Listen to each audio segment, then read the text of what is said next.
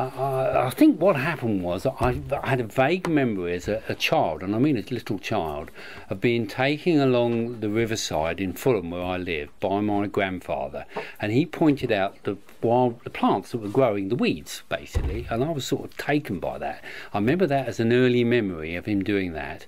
And then when I lived in Fulham, where we didn't have a back garden or anything. We lived at the back of a shop basically, which my parents run. And then we moved to Roehampton, which is near Richmond Park and places like that. And the first time when I was 7, we had a back garden.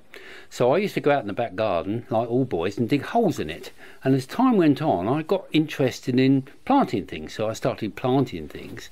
And when I went to my secondary modern school, they had a gardening class, which is most unusual in London.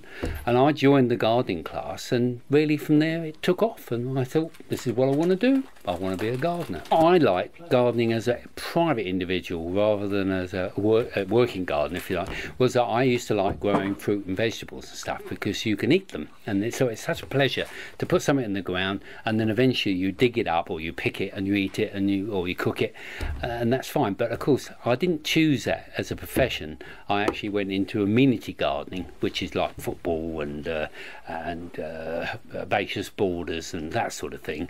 But nevertheless, the pleasure I got out of that is plants. The more you read about them or study them or work with them, they're so fascinating. They just sit there, they don't seem to do anything, but if you read about them, they're absolutely fascinating. Like, you know, like some of the stories I told you about, you can use them for herbal reasons and so on.